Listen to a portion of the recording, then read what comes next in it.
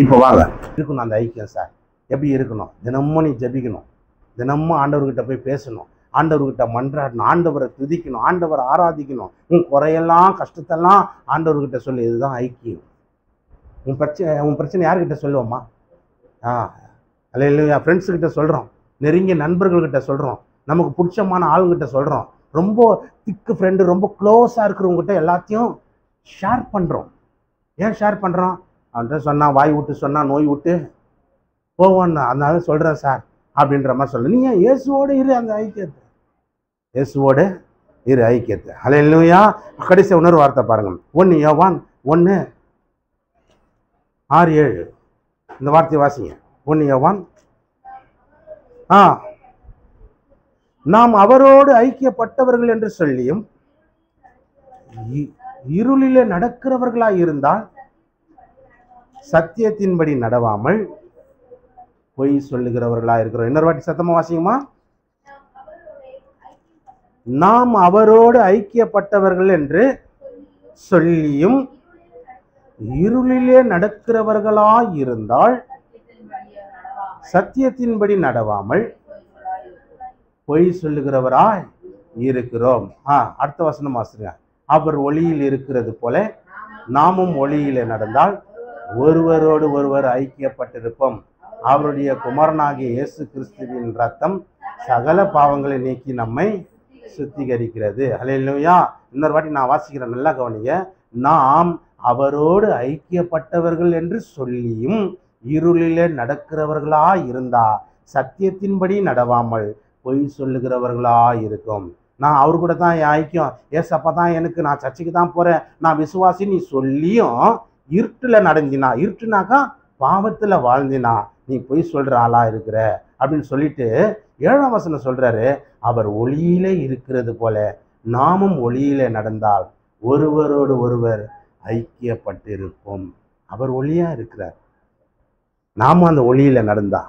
ஒளி என்பது நீதி, ஒளி என்பது சத்தியம், ஒளி என்பது நியாயம், ஒளி என்பது இப்படி தேவனோடு சேர்ந்து வாழ்கிற வாழ்க்கை தான் ஒளி. அவர் ஒளியா நீதி செய்கிறவரா இருக்கிறது போல நாமும் நீதி செய்கிறவரா இருந்தா ஒருவரோடு ஒருவர் ஐக்கியப்பட்டிருப்போம். அல்லேலூயா. அவர் பரிசுத்தம் உள்ளவரா இருக்கிறது போல நாமும் பரிசுத்தம் உள்ளவர்களா வந்தா ஒருவரோடு ஒருவர் ஐக்கியப்பட்டிருப்போம். இதுதான் ஒளியில, அவர் ஒளியில இருக்கிறாருன்னா என்ன அர்த்தம்? அவர் நீதி செய்கிறவரா இருக்கிறாரு. நாமளும் நீதி செய்கிறவரா இருந்தா யாருக்கு நம்மளுக்கு ஐக்கியம்? ஆண்டவரோடு ஒருவரோடு ஒருவர் ஐக்கியப்பட்டிருப்போம் அப்படின்றத சொல்றேன். அப்போ நம்ம இந்த காரியங்கள் செய்யும்போது தேவனோட ஐக்கியப்படும். இந்த காரியத்தை ஒருத்தர் செய்யாம போனா அவன் வாழ்க்கை எப்படி மாறிச்சுன்றத உங்களுக்கு நான் சொல்றேன் பாருங்க. 1 ராஜாக்கள் என்ற ஒரு புஸ்தகம் 11ஆம் அதிகாரம் 2ஆம் வசனத்தை வாசி. 1ஆம் வசனத்தை வாசியுமா. ராஜாவாகிய சாலமோன் பார்வோனின் குமாரத்தியை நேசித்ததும் அல்லாமல் மோவாபியரும் அம்மோனியரும் ஏதோமியரும் சீதோனியரும் ஏத்தியருமாகிய அந்நிய ஜாதியரான அநேக ஸ்திரீகள் மேல் ஆசை வைத்தான். கர்த்தர் இஸ்ரவேல் புத்திரரை நோக்கி, நீங்கள் அவர்கள் அண்டைக்கும் அவர்கள் உங்கள் அண்டைக்கும் பிரவேசிக்கலாகாது, அவர்கள் நிச்சயமாய் தங்கள் தேவர்களை பின்பற்றும்படி உங்கள் இருதயத்தை சாய பண்ணுவார்கள் என்று சொல்லியிருந்தார். சாலமோன் அவர்கள் மேல் ஆசை வைத்து அவர்களோடு ஐக்கியமா இருந்தார். பெரிய ஞானி. ஒரு பக்கம் அவர் ஞானத்தை பற்றி பேசிட்டு வந்தோம், உங்களுக்கு எல்லாம் புரிய வச்சேன். இப்போ அவருடைய இன்னொரு பக்கத்தை உங்களுக்கு சொல்கிறேன். பெரிய ஞானி ஆண்டவர்கிட்ட அவன் கேட்டான் பாருங்க, அந்த ஜனங்களை நடத்துறதுக்கு எனக்கு ஞானம் கொடு, என்ன வேணும் கேளுன்னாரு. 1000 பலி செலுத்தினான், காணிக்க கொடுத்தான் ஆண்டவருக்கு. அப்போ ஆண்டவருப்பா நான் கேட்காமலே இவ்வளோ கொடுத்துட்டேன், நீ என்ன வேணும் கேளு நான் தர்றேன்னாரு. எனக்கு ஞானம் வேணான்ட்டான். என்னத்துக்குப்பா? இந்த ஜனங்களெல்லாம் கட்டி காக்கணும், மேய்க்கணும், நடத்தணும், நியாயம் செய்யணும், தீர்ப்பு செய்யணும், எனக்கு ஞானம் வேணும். ஞானம் இல்லை, சின்ன பையனாகிறேன், ஞானம் கொடுன்னு. அவர் கேட்ட ஞானத்தையும் கொடுத்துட்டாரு, அவன் கேட்காத ஐஸ்வர்யத்தையும் கட்டுக்கட்டா பணத்தையும் நகையும் கொடுத்தா மாதிரி கொடுத்தாரு, ஐஸ்வர்யத்தையும் எல்லாத்தையும் கொடுத்தாரு.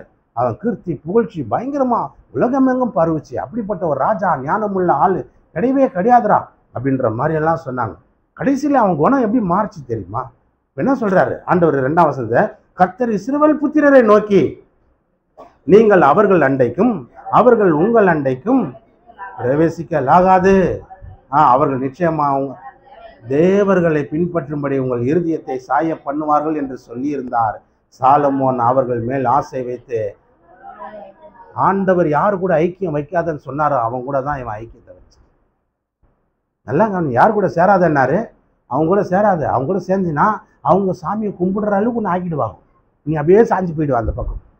என்னது சாஞ்சி போயிடுவேன் சொல்றாரு. தம்பி அந்த பொண்ணு கூட சேராத அப்படின்றாரு. இல்லை அதுதான் ஏன் கிறிஸ்டினை பார்த்து கல்யாணம் பண்ணி வைக்கிறாங்க ஏன் தெரியுமா? ஒருத்தர் ஒத்து போயிடும். ஏன் 2 பேரும் கலப்பு? அந்த மாதிரி நீ ஒரு இந்து நீ ஒரு கிறிஸ்டினா நாளைக்கு என்ன பண்ண அந்த அம்மா உன்னை கோயிலுக்கு போகலாங்கன்னு சொல்லலாம். வாங்க கோயிலுக்கு போகலான்னு, வாங்க அர்ச்சனை பண்ணிட்டு வரலாம், வாங்க சாமி ஒரு ஊதுபத்தி கொளுத்தலாம், ஒரு கற்பூரத்தை கொளுத்தலாம். அப்போ இந்த மாதிரி சொல்லி உன்னை சாய பண்ணி அந்த சாமியை பின்பற்ற வைப்பாங்க. சாலமோன், இஸ்ரவேல் புத்திரரே, நீங்கள் அவங்க பக்கம் போவாதீங்க, அவங்க கூட சேராதீங்கன்னு ஆண்டவர் சொல்கிறாரு. யார் கூட சொல்கிறாரு? ராஜாவாகிய 1ஆம் வசனம், ராஜாவாகிய சாலமோன் பார்வோனின் குமாரத்தின் நேசம் வைத்தான். மோவாபியர், அம்மோனியர், ஏதோமியர், சீதோனியர், ஏத்தியருமாகிய அந்நிய போதம். இந்த 5 வகை காரியங்களை சொல்கிறாரு. இவங்க கூடலாம் சேராத. நீ அப்படி சேர்ந்தினா, அவங்க கூட ஃப்ரெண்ட்ஷிப் வச்சுனா, அவங்க கூட ஐக்கியம் வச்சுனா, அவங்க உன்னை என்ன தெரியுமா பண்ணுவாங்க? நீ ஆண்டவர்கிட்ட எட்டுன்னு வரையோ இல்லையோ, உன்னை அந்த சைடில் எட்டுன்னு போயிடுவாங்க. இல்லையா? நீ அவங்கள ஆண்டவர்கிட்ட ஜபம் பண்ணி ஐயா சப்பக்கிட்ட கொண்டு வரையோ இல்லையோ, சர்ச்சுக்கு போட்டு வரையோ இல்லையோ, உன்னை என்ன பண்ணுறாங்க? அந்த பக்கம் திருப்பிடுவாங்க. உன்னை அந்த பக்கம் சேராத, அவங்ககிட்ட ஐக்கியம் வைக்காத. நான் இந்த சாலமோனை என்ன பண்ணிட்டான்?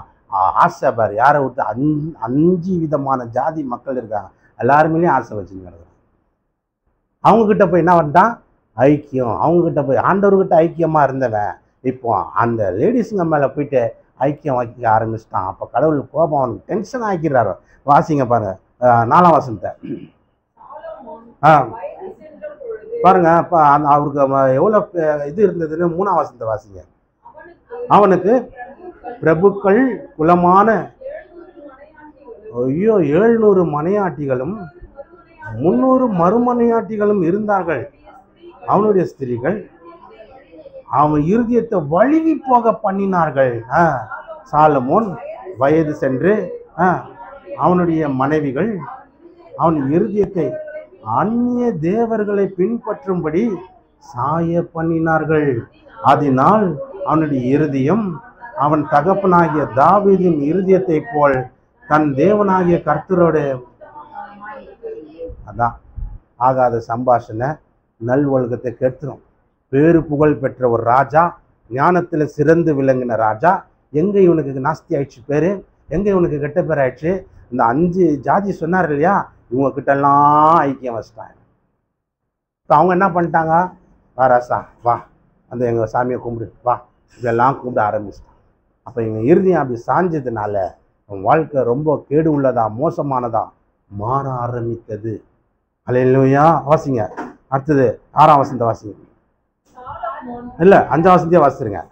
சாலமோன் சீதோனியாரின் தேவியாகிய அஸ்தரோத்தையும் அம்மோனியரின் அருவருப்பாகிய எதை பின்பற்ற ஆரம்பிச்சிட்டாங்க? அல்லேலூயா.